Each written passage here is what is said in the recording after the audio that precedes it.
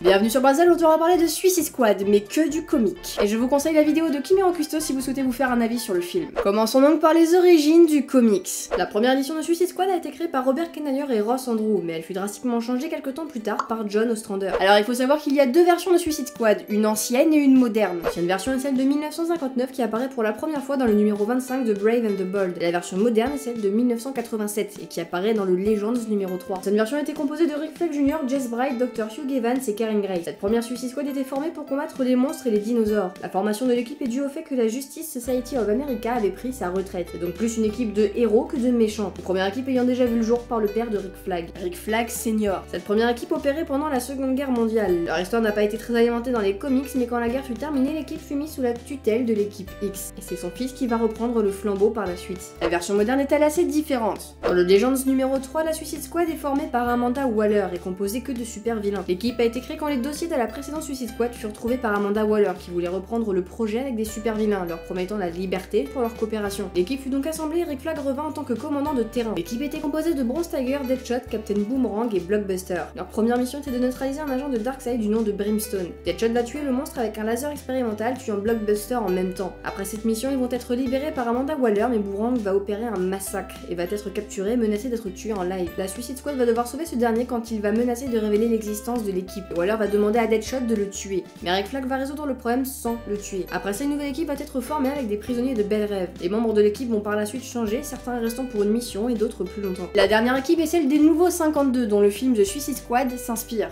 Dans celle-ci, Amanda Waller va rouvrir la Suicide Squad après avoir dû tuer un partenaire suite à l'échec d'une mission gouvernementale. Elle va donc vouloir créer une équipe de gens dont on peut se passer et va réunir des candidats et les torturer afin de tester leur loyauté. Ceux ayant passé le test intègrent donc la nouvelle équipe, et les membres sont Deadshot, Harley Quinn, El Diablo, Black Spider, Voltec et King Shark. Ils seront par la suite rejoints par Captain Boomerang. Et pour éviter toute tentative d'évasion, ils vont tous se voir implanter une micro-bombe dans le cou. Et dans leur panel de mission se trouve souvent de la récupération de cibles importantes. Comme dans leur première mission où ils doivent récupérer un bébé qui possède le remède à un virus mortel. Dans une autre mission, ils vont devoir récupérer Harley Quinn après que cette dernière se soit enfuie pour récupérer le visage du Joker. Cette version du comic comporte des flashbacks sur les origines d'Harley Quinn et ses relations avec le Joker. Et dans ce comic, le Joker est censé être mort et son visage conservé par la police. Le comic fut annulé après le numéro 30 et à nouveau fut relancé en 2014. Dans cette version, Amanda Waller n'est plus à la tête du projet et est remplacée par Vic Sage, qui va faire rentrer de nouveaux membres dans l'équipe pour la rendre plus efficace. Parmi les nouveaux membres, on retrouve Black Manta, la fille du Joker, et Deathstroke. Mais Amanda Waller va réussir à éliminer toutes les menaces pesant contre la Suicide Squad, les privant de missions et les renvoyant ainsi à Belle Rêve.